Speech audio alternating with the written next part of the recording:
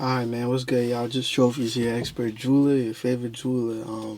Yesterday we watched that body cam of Anthony Ferrer, the guy who tried to steal the Richard Mille from the jewelry store. He claimed that he had got robbed after a bar, and the person that robbed him sold it back to the jewelry store, and now he's trying to, claim what's his. Um, I believed him. But guess what? He got us. You feel me? Come to find out, this guy is in federal jail. He's in federal prison. Or federal jail, um, for a Ponzi scheme, like a $5 million Ponzi scheme. You feel me? So I'm like, nah, that's the play right there. So without further ado, man, let's tap in. Let's see more about this. Let's see I've more been doing about this this 6 years. guy. I've never had a watch stolen. That's Anthony Farr, a self-proclaimed luxury watch If dealer, you're new claiming a here, make sure watch you at a like, jeweler comment, is and subscribe, stolen. man. But the feds say Farr is actually a con man who swindled people out of millions. Keeping up the appearances. Crazy. It's eating me alive. Welcome to Crime Fix. I'm Anjanette Levy. Right now, Anthony Farr is in jail in Los Angeles, awaiting trial on federal wire fraud charges. The FBI says the founder of Gentleman's Timepieces was a drug addict and a swindler, running a Ponzi scheme involving luxury watches. Here's Farr last year on his YouTube channel. I'm $5 million in debt. About $3 million of that debt is to two big clients of mine. One who acted as an investor, and I used his money to fund my lifestyle. The other who, I'll just leave it at that. I owe two big people $3 million, and I owe a lot of small people a collective $2 million for watches that I sold. Farr used YouTube to document his process. It sounded like bro was faking it till he made it. Except it ain't really work out. You feel me? He made it, but he ain't make it to where he needed to make it to. Feel me? Now he in debt. But that's crazy though. So, yo, if y'all ain't watched that video yesterday, just go tap in and watch that video. I promise you, you would have believed him. You would have believed him. He would have swindled you too. Like, what? Country travels. Hey, call me if you need anything, all right? Thanks, Anthony. Take care, buddy. Bye. That was my client that yesterday you guys saw. He sent me in 3 watches to trade in, and then I sold him this. In another video entitled, "I've Finally Hit Rock Bottom," Farr talked about his problems, admitting to struggling with addiction and gambling and being $5 million in debt. Life just hasn't been fun lately, Like the message said, I've battled with demons, and I've let stuff get the best of me, and I've made a lot of bad decisions. I made a lot of dumb mistakes. I even lied in that message about a robbery, hoping to cover it up even more while I try to fix it. And, it's gotten to where just living this fake lifestyle, this look at me, I'm smart, I'm successful, keeping up the appearances. Is he trying to swindle us right now? It's eating me alive. Is he trying to? I drink. He's gaslighting our shit right now. Just to be able to go to sleep. I've lied to my employees. I've lied to my clients. I've lied to my friends. I've lied to my peers. Farr continued. This was shortly before his arrest by the feds. And it was all keeping up this facade. It was. So they came and arrested him during that video while he's shooting this video right here? Not being willing to admit that I'd made mistakes very early on. I'll admit. Yeah, he's gaslighting. He's trying to cut his time short. I got a little taste of success and never wanted to forget that feeling. So when I did make dumb decisions,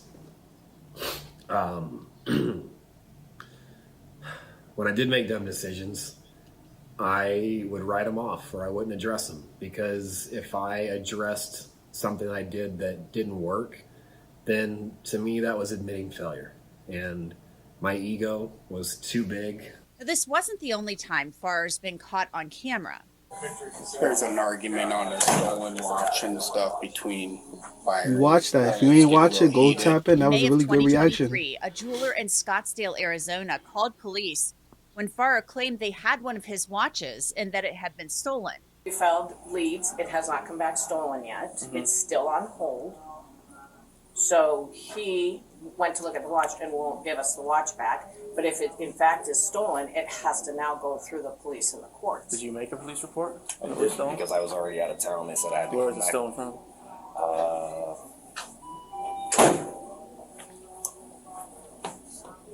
A little later, that jeweler called out Farah. It's pretty good. Take a look.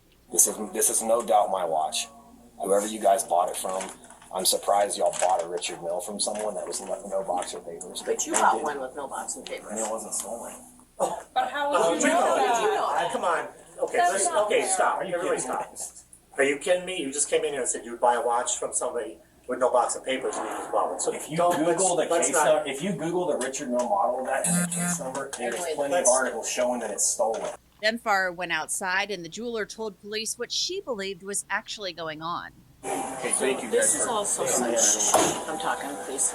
So this is also something that happens when they look up a watch on the internet or through texting and all of a sudden it's their watch and it was stolen because now they have the serial number. Now they're going to go file a police report, which is BS. And why do you lose a $200,000 watch And not file a and police not report. report it? Have guys reporting $1,000 watches every single. So how does that work? Because now he'll go file a report because he came in and got the serial number and now he can say that's my watch. Yeah. If you are anything like me, at the same time, Farah was outside in car and talked to other police officers. I was screenshotting this stuff for them. Just this one guy did 4 videos on my stolen Richard Mille in a matter of a day. So it's not like it's not out there, and the scratches are obvious, the case number matches, so. All right, so I need to go to downtown Phoenix, file a police report. So who's got the watch? They do? Okay. The owner there. Okay. I think it's the guy with the white. Gotcha. Well, the store has the watch, okay. Yeah. So now they can't sell it, right? Yeah, they're not going to sell it. They're going to hold on to it. So Basically, it's going to become a civil issue Okay. between you versus the store. And I don't know how. It's crazy that this whole thing was a Ponzi scheme, bro. What Last the fall, hell? federal agents took the timepiece gentleman into custody, charging him with wire fraud, claiming he was running a massive Ponzi scheme. An affidavit stated, Farah will lull victims into a sense of security by engaging in smaller, successful transactions prior to requesting or engaging in significantly larger transactions. With me is former federal prosecutor Nima Rahmani. Nima, So you telling this me guy he's made not it really even easy selling for the watches? feds. He's traveling around the country. He's on YouTube, basically admitting Like he's to zoning stealing everyone. money. Internet, social media has really changed the game, both in terms of getting victims, but also getting caught if you're a criminal defendant. And that's what happened here. You see these people who are flashing their ill-gotten gains on Instagram and TikTok, and it's easy evidence for the feds to track someone down. Anthony Farr is in jail right now, awaiting trial. The trial is going to begin in October.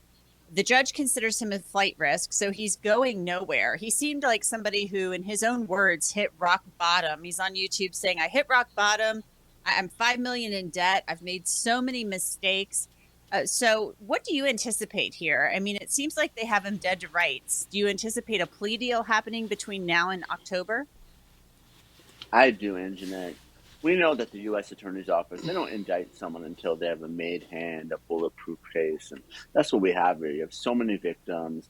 Yeah, the scheme is so clear because you have money being wired and these financial transactions and the watches not being delivered or the wrong watch being delivered.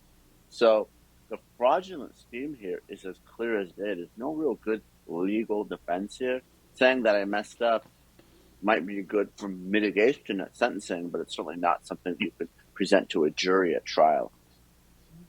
In one of Farr's videos, he admits to robbing Peter to pay Paul, and that's really what a Ponzi scheme is. It seems to be going okay for a while. You might pay one investor back using money from another or a sale from some item, but eventually it all comes crashing down and it collapses because the person operating it can't keep up with what they've promised. That's a textbook definition of a Ponzi scheme. You're constantly having to get new victims. The pay the other ones that you ripped off. And that's what happened here. And ultimately, you're right. It does catch up to you because you can't find new victims. Your marketing method doesn't work anymore, and people are smart and they realize that you're nothing but a scammer. He's facing 20 years. Do you see Dirty him getting that jeweler, full 20 man. years? Dirty I jeweler. He's a don't. I dirty know for jeweler. wire fraud, He's a 20 dirty years is watch the max. dealer. It's not typical for someone to get the statutory max unless you're really someone like Sam Bankman-Fried or an Elizabeth Holmes. People that defrauded folks to the tunes of billions of dollars. Not what happened here. Obviously, millions, and under the sentencing guidelines, we know that the advisory sentence is based on the amount of the fraud. Millions of dollars. That's no small sum. But he's going to get years, many years in federal prison, but he's not going to get anywhere near 20.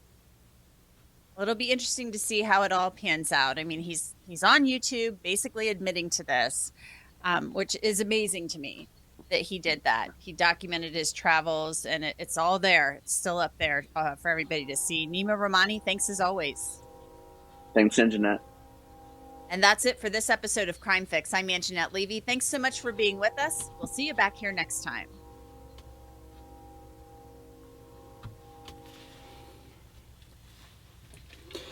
All right, man. So that's crazy. That's crazy. You feel me? He's just a dirty watch dealer, man. You feel me?